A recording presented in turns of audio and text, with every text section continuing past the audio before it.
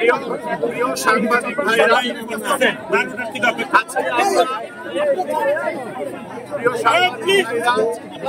আজকে আমরা সোহানের আমাদের এই বিশ্বকাপ ফুটবলারের বাসায় আমরা হয়েছি এবং আজকে আমরা বেশ কয়েকদিন আগে এই সোহানের বলের প্রতি যে কৌশল,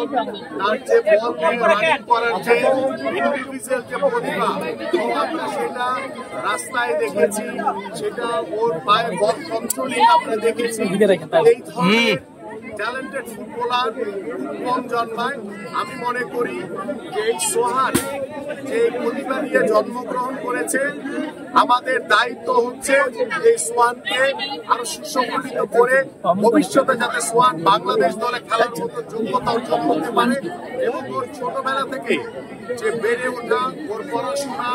এবং ওর খেলাধুলার প্রতি যে ওর আন্তরিকতা আমরা দেখেছি। আমি বিশ্বাস করি যে আমরা এই যে প্রতিভাবান ফুটবলার, আজকে আমাদের মাননীয় ভারপ্রাপ্ত চেয়ারম্যান জনাব তারেক রহমান আমাকে এখানে পাঠিয়েছেন এবং এই সোহানের পড়াশোনা থেকে শুরু করে ওর খেলাধুলার এবং ওর পরিবারের সকল দায় দায়িত্ব আমাদের ভারপ্রাপ্ত চেয়ারম্যান তারেক রহমান নিয়েছেন। আমাদের উপস্থিতির মাধ্যমে আপনারা যারা মিডিয়ার ভাইরা রয়েছেন এখানে এবং সোহানের বাবা রয়েছে, এবং আমি আশ্বস্ত করতে চাই যে আমরা প্রতি মাসে এই সোহানের পড়াশোনা এবং খেলাধুলার জন্য একটি আর্থিক সম্মানজনক একটি আর্থিক বিষয়ে আমরা প্রতি মাসে পৌঁছে দিব এবং আমাদের সোহানের বাবার হাতে ইতিমধ্যে আমাদের মাননীয় ভারপ্রাপ্ত চেয়ারম্যান জনাব তারেক রহমানের পক্ষ থেকে একটি আর্থিক অনুদান দেওয়া হয়েছে এবং সোহানের জন্য আমরা প্রতি মাসে ওর পড়াশোনা, ওর খেলাধুলা এবং ওর পরিবারের জন্য আমরা একটি আর্থিক অনুদান প্রতি মাসে পাঠিয়ে দিব ইনশাআল্লাহ। এবং সব সময় আল্লাহর রহমতে আল্লাহ পাক যদি আমাদেরকে আগামী যে নির্বাচন হবে এই নির্বাচনে নির্বাচিত করে বাংলাদেশের ফুটবল নিয়ে, বাংলাদেশের ক্রিকেট নিয়ে, বাংলাদেশের সকল স্পোর্টস নিয়ে আমাদের মাননীয় ভারপ্রাপ্ত চেয়ারম্যান জনাব তারেক রহমানের অনেক পরিকল্পনা রয়েছে। সেই পরিকল্পনার অংশ একটি আমি আপনাদের সামনে উপস্থাপন করতে চাই যে আপনারা ছোটবেলায় আমরা দেখেছি যে শহীদ রাষ্ট্রপতি জিয়াউর রহমান তিনি নতুন কুড়ির আয়োজন করেছিলেন, যে সারা বাংলাদেশে যারা খুদে প্রতিভাবান, বিভিন্ন কেউ নাটক করে, কেউ সাংস্কৃতিক, কেউ গান গায়, কেউ আবৃত্তি করে, বিভিন্ন যে প্রতিভাবান যারা রয়েছিলেন বাংলাদেশের সাংস্কৃতিক অঙ্গনে, তাদেরকে নিয়ে নতুন করে তৈরি করা হয়েছিল। কিন্তু আমাদের মাননীয় ভারপ্রাপ্ত চেয়ারম্যান জনাব তারেক রহমান সেই নতুন কুড়ির আদলে তিনি নতুন ভাবে চিন্তা করছেন যে নতুন কুড়ি ক্রীড়া মানে স্পোর্টস থেকে আমরা সারা বাংলাদেশের এই সোহানের মতো খুদে যারা প্রতিভাবান খেলোয়াড় রয়েছে তাদেরকে আমরা কালেক্ট করে কিভাবে রাষ্ট্রীয়ভাবে তাদেরকে সব সময় সকল সহযোগিতা দিয়ে কিভাবে ভবিষ্যতে আমরা যাতে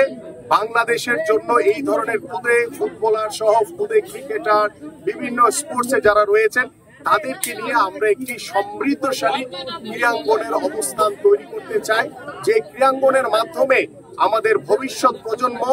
মাদক থেকে দূরে সরে আসবে, আমাদের ভবিষ্যৎ প্রজন্ম সুস্থ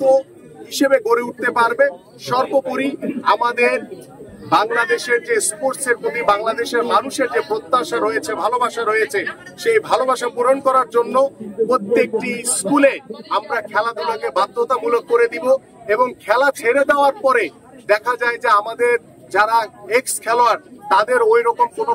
কর্মসংস্থানের ব্যবস্থা হয় না। আমরা খেলা ছেড়ে দেওয়ার পরে প্রত্যেকটি এক্স ন্যাশনাল প্লেয়ার বা অগ্রাধিকার ভিত্তিতে সবাইকে আমরা ওই যে স্কুলগুলোতে যে খেলাধুলা বাধ্যতামূলক করবো ওইখানে সবাইকে শিক্ষক হিসেবে আমরা কর্মসংস্থানের ব্যবস্থা করে দিতে পারবো। এই ধরনের পরিকল্পনা ইতিমধ্যে আমাদের মাননীয় ভারপ্রাপ্ত চেয়ারম্যান জনাব তারেক রহমান হাতে নিয়েছেন। আমরা বিশ্বাস করি যে আজকে যে সোহানের পরিবারের মাঝে আমরা উপস্থিত হয়েছি, আমি নিজে ব্যক্তিগতভাবে আমাদের মাননীয় ভারপ্রাপ্ত চেয়ারম্যান জনাব তারেক রহমানকে ধন্যবাদ এবং কৃতজ্ঞতা জানাই যে এই খুদে সোহানের